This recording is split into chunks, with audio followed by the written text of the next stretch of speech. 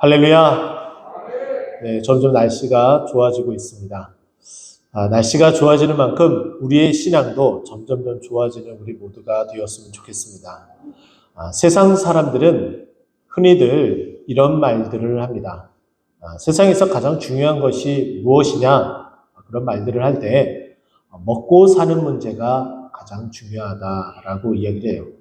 그래서 세상 사람들은 무엇을 먹을지 고민을 하고 또 어떻게 살아갈지 또 죽는 것에 대한 그 두려움을 가지고 어떻게 하든 살아보려고 건강한 음식, 각종 영양제 또 필요하다면은 건강검진에 이르기까지 정말 건강하게 살고 싶은 어떤 그런 마음을 우리는 그 삶 속에서 많이들 그렇게 고백하고 내뱉고 그렇게 살아갑니다. 이 말인즉슨 한편으로는 무엇을 의미하냐면 사람들은 다 누구나 다 결국은 더 이상 먹을 수도 없는 죽음의 상태에 이른다는 것을 다 인지하고 있다는 거예요. 근데 그 죽음이 무엇으로 인하여 발생하는지에 대해서 정확하게 알지 못해도 어쨌든 결과는 나에게 찾아오는 것은 반드시 죽음은 찾아오게 되어져 있다라고 생각을 하고 있는 거죠. 히브리서 9장 27절 말씀 보면은 사람이 죽는 것은 한 번 죽는 것은 정하신 이치요라고 이야기를 하고 있습니다.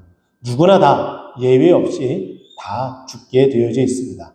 근데 그 죽음이 왜 무엇으로부터 찾아왔느냐? 그것은 우리가 잘 알고 있는 것처럼 우리는 그것이 죄이다라고 이야기를 하게 되죠.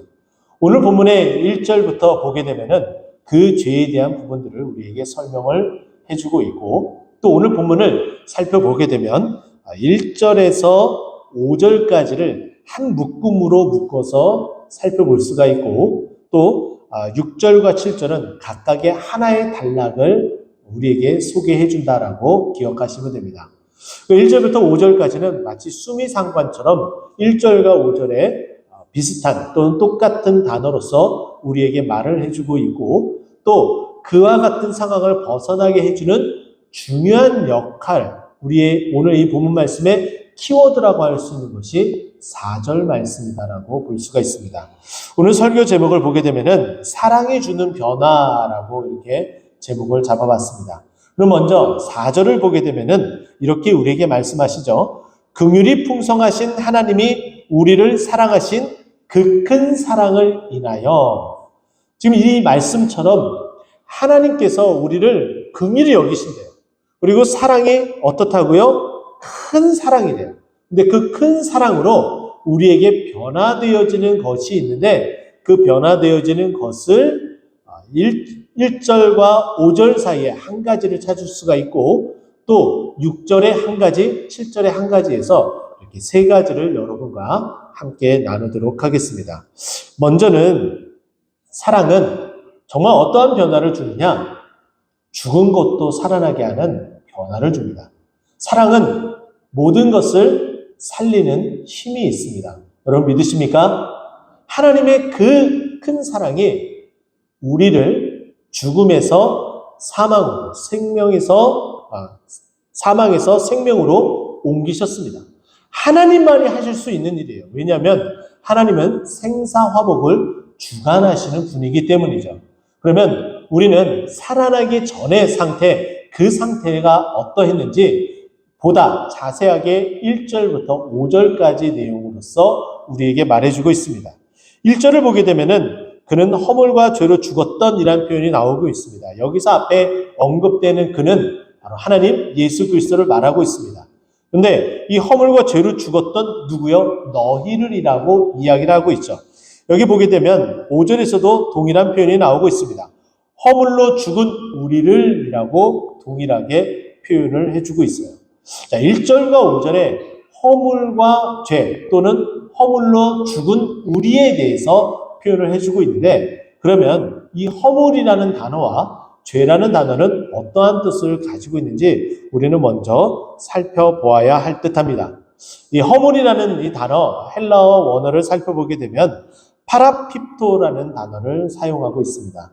파라는 제가 파라클레이토스, 성령에 대해서 말씀을 드릴 때에 곁에, 옆에서 이런 뜻을 가지고 있다라고 말씀을 드린 적이 있어요. 자, 그러면 당연히 똑같은 뜻이겠죠? 그러면 핍토는 무엇이라고 어떤 의미를 가지고 있느냐? 기준, 또 준칙, 이런 뜻을 가지고 있어요. 그래서 그 기준과 준칙에서 어떻게 된 상태? 벗어난 상태를 말하는 것이 파라핍토예요. 옆에 있다는 거죠. 그 기준에 부합한 그 자리에 있는 것이 아니라 그 옆에, 곁에 있다라고 표현을 해요. 허물이라는 것은 기준과 준칙이 있는데 그 준칙 곁에 있는 거예요. 벗어나 있는 거죠. 이것처럼 하나님은 우리에게 살아갈 수 있는 그 원리를 딱 정해 주셨습니다. 그곳에서 벗어난 것이 허물이다라고 말해주고 있는 거죠. 또 연이어서 죄라는 표현이 나옵니다. 이 죄라는 표현은 예배를 오랜 시간 동안 믿음의 생활을 오랜 시간 하시는 분들은 한 번쯤은 들어봄직한 헬라어 단어가 있습니다. 이것은 뭐냐면은 하마르티아라는 단어입니다.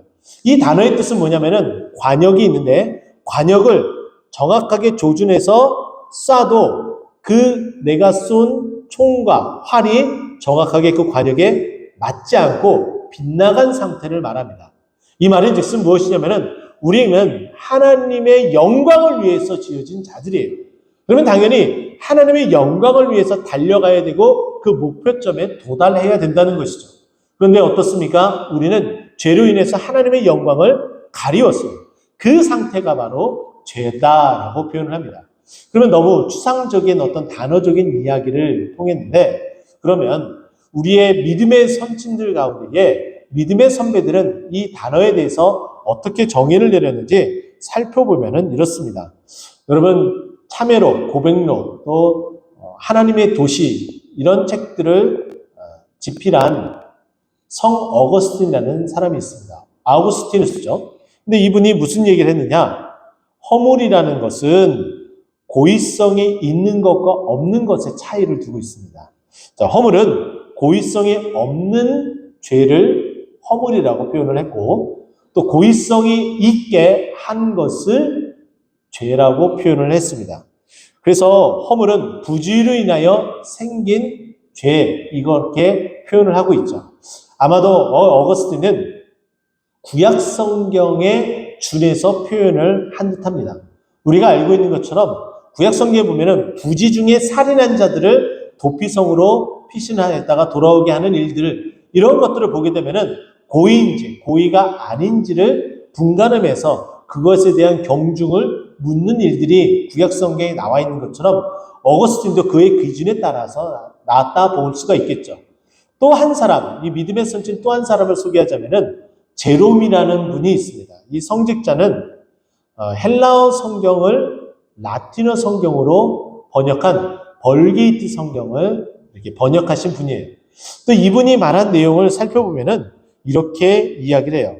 죄는 실제적인 행동으로 만들어진 결과, 그러니까 어떠한 행동이 해서 나타난 죄의 결과를 이분은 죄라고 표현을 했습니다. 자, 그러면 허물은 어떠한 그런 표현을 썼느냐? 이 허물은 생각만 하고 실행에 옮기지 않는 것, 이것을 허물이라고 표현을 했습니다. 지금 제가 생각할 때는 오히려 이렇게 어거스틴보다는 이 제롬의 이야기한 그 내용이 조금 더 가깝지 않을까라는 생각을 좀 더 해봅니다. 왜냐하면 예수님께서도 우리에게 이렇게 말씀하셨죠. 마태복음 5장 28절 말씀을 보게 되면은 음욕을 품고 여자를 보는 자마다 마음에 이미 어떻게 하였다? 간음하였음이니라 라고 표현을 하고 있어요. 이 말은 뭐냐면은 실행에 옮기지 않았어요. 그러면 이 실행에 옮기지 않고 마음을 품었으면은 그것을 제롬은 뭐라고 표현했다고요? 허물이라고 표현을 했잖아요. 이렇게 구체적으로 실행에 옮긴 것과 마음으로 생각하는 것까지 완전하게 분리해서 생각을 했다면은 저는 오히려 예수님께서 말씀하신 또 율법을 확장시켜서 우리에게 해석해 주시고 말씀하신 그 말에 부합하다면 오히려 이 제롬의 말이 더 맞다라고 보는 거죠. 그러면 여기에서 제외된 자들 한 사람도 없겠죠? 이 허물. 우리는 누구나 다 허물이 있다라고 말할 수 있어요. 또 뿐만 아니라 우리는 모두 다 죄를 졌기 때문에 여기에서 어느 누구도 허물과 죄에서 그 범주 안에 다 갇혀 있는 자들이지 벗어나 있는 자들은 한 사람도 없다라고 볼 수가 있어요. 자, 그러면 이것이 왜 문제가 될까요? 자, 우리가 알고 있는 것처럼 우리의 이 모든 죄와 허물은 무엇으로 인하여 나타나게 될까요? 이것은 거의 다 욕심 때문입니다. 그것이 육신의 욕심이든 아니면 정신의 욕심이든 마음의 욕심이든 욕심 때문이죠. 그래서 야고보서 1장 15절 말씀 보게 되면은 욕심이 잉태한 즉 죄를 낳고 죄가 장성한 즉 사망을 낳느니라 라고 말씀합니다. 우리의 모든 죄는 욕심으로 인하여 시작되고 그것이 결국은 죄와 허물로 인하여 우리가 죽을 수밖에 없는 상황에 놓여지게 된 거예요. 그래서 죽게 되어진 그 상황을 우리에게 말해주고 있죠. 또 아까 이야기했던 것처럼 관역을 벗어난 일이다라고 이야기를 했는데 하나님의 영광에 이르지 못했어요. 무엇 때문에요? 모든 사람이 죄를 범하였음에 로마서 3장 23절 말씀이 이렇게 이야기해요. 모든 사람이 죄를 범하였음에 하나님의 영광에 이르지 못하더니 이것이 하마르티아, 관역을 빗나간 것이고 허물, 정말 그 준칙에서 벗어나 있는 그 상태를 말해주고 있는 거예요. 결국은 하나님의 영광에 이르지 못한 모습, 죽음의 상태를 말하고 있어요. 로마서 6장 23절에 그 이야기를 정확하게 다시 한번 우리에게 찝어주고 있는데 죄의 삭은 사망이다라고 정확하게 말하고 있습니다. 결국 우리는 누구나 다 한 사람도 예외 없이 그 죄 때문에 다 죽은 상태로 출발하게 되었습니다. 그런데 1절 말씀 보니까 어떻게 해요? 그는 예수 그리스도는 허물과 죄로 죽었던 우리를 어떻게 하셨다고요? 살리신 거예요. 우리를 살아나게 한 거예요. 하나님의 그 사랑이, 그 크신 사랑이 우리를 살아나게 했다라고 말씀해주고 있습니다. 1절에 여기 보면 너희를 살리셨도다 라고 표현했는데 헬라어 원문을 보면 이 내용이 나오진 않습니다. 그러면 우리는 5절과 같이 이 구절을 한 구절로 묶어서 봐야겠죠? 그럼 다시 5절을 보게 되면 무엇이라고 얘기해요? 허물로 죽은 우리를 그리스도와 함께 살리셨고 너희는 은혜로 구원을 받은 것이라. 우리가 살아난 것은 구원받은 것인데 이것이 하나님의 전적인 은혜라는 거예요. 그 은혜는 하나님의 사랑으로 다 표현되어져서 나오게 된 것이다 라고 이야기를 합니다.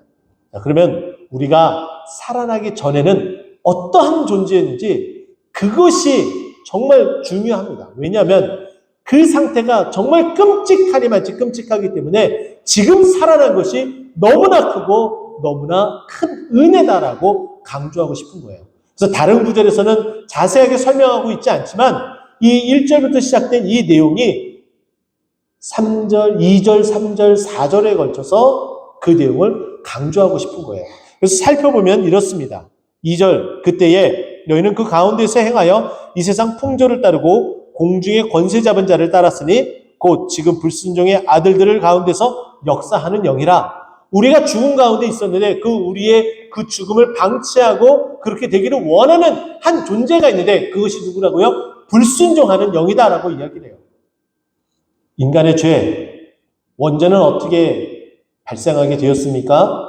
우리가 잘 알고 있는 것처럼 아담이 하나님의 명령하신 그 명령을 사단이 꾀임으로 말미암아 하나님의 말씀에 순종하지 않고 오히려 사단의 말에 순종하고 그 말에 그 귀 기울임으로 말미암아 어떤 결과가 벌어져요? 사단의 말을 따르게 됩니다. 하나님의 말씀에는 불순종하게 되고 사단의 말에는 순종하게 되는 어처구니 없는 일을 자행하게 되는 거예요. 그것으로 말미암아 결국 죽게 되어졌어요. 근데 그 사단은 어떠한 존재예요? 공중권세 잡은 자예요. 우리를 언제든지 뒤흔들 수 있는 능력을 가지고 있다는 거예요. 근데 우리 스스로가 그 가운데 놓여져 있으면 우리는 흔들릴 수밖에 없어요.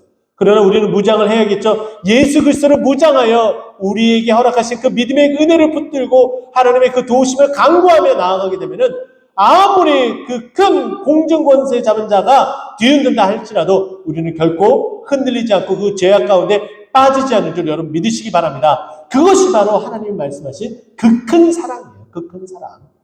그 사랑이 우리를 변화시켜주고 있는 거예요. 또 3절에 또 이렇게 계속해서 이야기합니다. 전에는 우리도 다 그 가운데 우리의 육체의 욕심을 따라, 아까 말씀드렸죠? 욕심이 잉태한 즉 죄를 낳게 되고 죄가 장성한 즉 사망을 낳는 것처럼 이 욕심을 따라 살아가는 그런 존재였다는 거예요. 보암직도 하고 먹음직도 하고 그와 같은 상태에 놓여져서 우리는 사망의 상태 가운데 있었다는 거예요. 또 육체와 마음에 원하는 것을 하여 다른 이들과 같이 본질상 진노의 자녀, 사망 가운데 있는 그런 존재였다. 우리의 상태가 이만큼 끔찍하다는 거예요. 벗어날 수도 없고 헤어나올 수도 없고 우리는 그 상태로 어느 누군가가 깨우지 않으면, 어느 누군가가 살리지 않으면 그 끔찍한 그 죄악 가운데 고스란히 있게 된 그런 모습이라고 말씀한 거예요. 근데 여기에 하나님이 변화를 주십니다. 바꿔주시는 거예요. 어떻게 해요? 그 큰 사랑으로 인하여. 그 사랑, 예수 그리스도의 십자가 사랑입니다. 할렐루야. 그 사랑이 우리를 살리셨습니다. 할렐루야. 그 사랑이 우리를 살아나게 하셨습니다. 가장 큰 변화예요. 저도 이전에는 교회 다니지 않았었습니다. 교회 다니기가 정말 싫었고요. 그러나 하나님의 사랑이 찾아왔고 이 마음 가운데 자리 잡게 되니까 정말 무엇보다도 주님을 사랑하고 그 주님의 몸된 교회를 섬기고자 이렇게 목사까지 되었습니다. 여러분도 마찬가지겠죠. 정말 주님과 무관했었던 그 삶을 이제 뒤로하고 이제는 주님을 예배하고 주님을 섬기기에 이 자리에 열심을 다해, 열정을 다해 나와서 예배하고 있는 줄 압니다. 이것이 살아있다는 증거예요. 이것이 주님의 사랑으로 나타난 변화라는 거죠.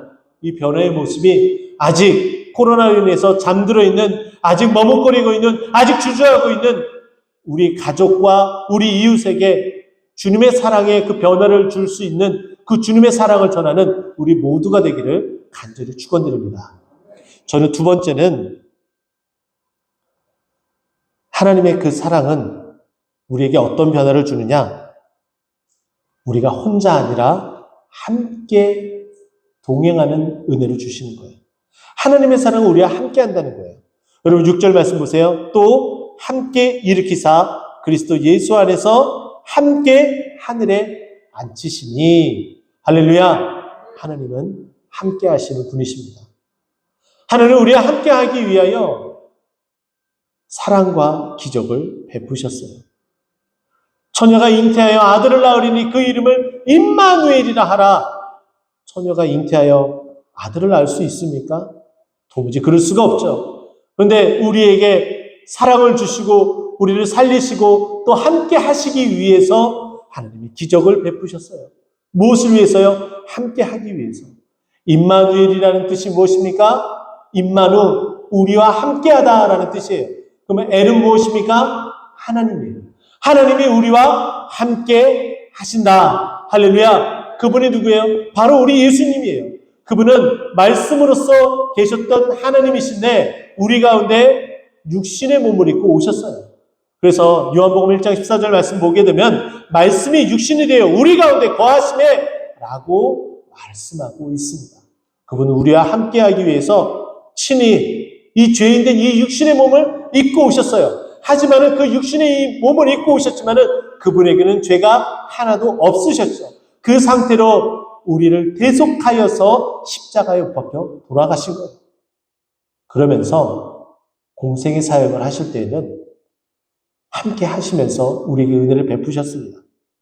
그러나 때가 되면은 십자가에 못 박혀 돌아가시고 또 부활하시고 승천하셔서 이제 더 이상 육신의 몸으로는 우리와 함께 있지 못하게 되죠. 떠나게 되죠. 하지만은 하나님은 우리와 영원히 함께 하겠다고 약속하시면서 예수의 영, 그리스도의 영, 성령님을 우리에게 보내주셨습니다. 할렐루야. 내 이름으로 모이는 곳에 내가 거기서 거하겠다. 성령님 임재하시는 우리는 성령의 전으로서 살아가게 되었습니다. 하나님은 여전히 우리와 함께 하시는 하나님으로서 역사하신다는 거예요. 여러분은 캄캄한 밤에 나 혼자 방에 쓸쓸히 있다 라고 여기지 마시기 바랍니다. 여러분 외롭다고 생각하지 마시기 바랍니다. 하나님은 여러분과 함께 하시는 하나님이세요. 사랑으로서 그렇게 역사하시면서 우리를 인도하시고 이끌어 가시고 우리와 언제나 호흡하시고 대화하기 원하시는 하나님이시다라고 말씀하고 있어요. 하나님의 사랑은 이와 같은 변화를 줍니다. 우리가 혼자 있었지만 이제는 혼자가 아니라 하나님과 함께하는 그 은혜가 있는 그런 변화를 주시고 또 우리 교회 공동체가 함께한다는 그 은혜를 주신다는 거예요. 이번 아버님의 그 장례를 치르면서 참 마음이 힘들고 어려웠습니다. 먼저 이와 같은 과정을 또 겪으신 분들은 이미 다 아실 거예요. 이 공동체가 함께하고 함께 기도하고 함께 위로한다는 것이 얼마나 큰 힘이 된다는 것을 여러분 잘 아실 겁니다. 먼 곳까지 오셔서 조문해 주시고 기도해 주셨던 여러분들의 그 사랑을 잊지 않고 여러분들을 위해서 여러분과 함께하며 여러분들 열심히 또한 섬기도록 하겠습니다. 할렐루야. 주님의 그 사랑의 변화는 우리를 더욱더 함께하며 하나로 만들어 주신다는 것을 믿고 그 믿음 가운데 살아가는 우리 모두가 되기를 간절히 축원드립니다. 마지막 세 번째는 하나님의 사랑은 어떠한 변화를 주느냐? 여기 7절에 보게 되면은 이렇게 표현해요. 이는 그리스도 예수 안에서 우리에게 자비하심으로 그 은혜의 지극히 풍성함을 오는 여러 세대에 나타내려 하심이라. 이 사랑은 어떠한 변화를 주느냐? 우리에게만 그 사랑이 머무는 것이 아니라 오는 다음 세대까지 미쳐집니다. 그래서 그 사랑은 어떠한 변화? 영원한 함께하심의 변화. 영원히 그 은혜가 이루어지는 그런 변화를 주신다는 거예요. 인간의 사랑은 한정되어져 있습니다. 육신은 결국은 이별하게 되어져 있죠. 그래서 그 사랑이 끊쳐집니다. 간혹 살아생전에 베풀었던 그 사랑, 그 섬김, 우리가 그것을 기억하고 위안을 삼을 수 있지만은 그것이 우리의 마음을 계속해서 휘감지는 않습니다. 하지만 어떻습니까? 하나님의 사랑은 우리에게만 전해주는 것이 아니라 우리 자녀들에게도 전해주고 있어요. 오늘은 특별히 제가 중고등부 친구들과 또 영유치부 친구들과 함께 예배를 드렸어요. 우리 아이들의 그 목소리가 쩌렁쩌렁하게 울려요. 질문을 하면은 너무 힘있게 대답을 너무 잘하고 있습니다. 믿음 가운데 너무 잘 자라고 있어요. 여러분들이 함께 기도해 주시고 관심 가져주신 그 공헌이 너무 크다는 거예요. 여러분 계속해서 기도와 관심 가져주실 것이죠? 우리 자녀들이 하나님의 그 사랑을 듬뿍 받고 우리가 받은 그 사랑으로 인해서 우리가 변화되고 주님의 몸된 교회를 열심히 섬겼던 것처럼 하나님의 그 사랑이 우리에게만 머무는 것이 아니라 우리 자녀에게도 계속해서 이어져서 우리 자녀들이 계속해서 대를 이어서 주님의 이 몸된 교회를 섬길 수 있도록 그 큰 변화를 주고 있다는 거예요. 여러분 또한 여러분 많은 은혜와 축복 받으셨죠? 여러분 기억하시잖아요. 우리가 나이가 지긋하신 우리 성도님들, 우리 집사님들, 우리 권사님들은 젊을 때에 고생하며 힘들고 배고프고 어렵게 지내왔었던 그 시간들 다 기억하시잖아요. 그러나 지금은 어떻습니까? 그래도 살만하잖아요. 그래도 잘 지낼만 하잖아요. 이게 다 누구의 은혜라고요? 하나님의 사랑의 그 은혜예요. 하나님이 붙들어 주셨기 때문에, 하나님께서 축복해 주셨기 때문에, 하나님의 그 은혜를 부어 주셨기 때문에 지금 우리가 이 자리에 있는 거예요. 여기까지 우리를 도우셨다라고 비석을 세우면서 고백하는 이스라엘 백성의 고백이 우리의 고백이 돼야 되는 거예요. 하나님의 그 사랑은 영원토록 변함없이 지속이 되어집니다. 우리가 지금은 조금 힘이 있습니다. 그러나 시간이 점점 지나면은 우리의 육신도 점점 나약해지고 보잘것없는 모습으로 어느 누구도 거들떠보지 않는 모습으로 변화가 되어져요. 그런데 하나님은 세상 사람들은 거두떠보진 않지만 우리 주님은 여전히 변함없이 영원토록 우리를 사랑하셔서 우리 곁에 계셔서 우리와 함께 동행하시고 계시겠다라고 말씀하시는 거예요. 하나님의 사랑은 이렇게 변함없으십니다. 영원토록 지속이 됩니다. 근데 이것이 우리에게 뿐만 아니라 우리의 자녀에게 또 우리의 손주에게 또 우리 손주가 자라서 성인이 되고 결혼해서 또 가정을 꾸리고 또 증손수를 보게 되면 또 손주를 보게 되면 그 자녀에게까지 계속해서 이어진다라고 오늘 본문은 우리에게 말씀을 합니다. 하나님의 이 구원의 이 은혜는 잠깐이 아니라 영원토록입니다. 이제 말씀을 정리하도록 하겠습니다. 하나님의 그 긍휼이 풍성하신 그 은혜로 그 큰 사랑을 인하여서 우리를 살아나게 하셨고 또한 우리와 함께 하시며 영원토록 우리를 떠나지 않으시고 함께 하시며 대대손손 우리에게 그 은혜를 주시고 변화시켜 주시겠다고 말씀하셨습니다. 이 사랑을 꼭 붙들고 이 사랑 가운데에 이번 한 주간도 승리하는 우리 모두가 되기를 간절히 축원드립니다. 기도하겠습니다.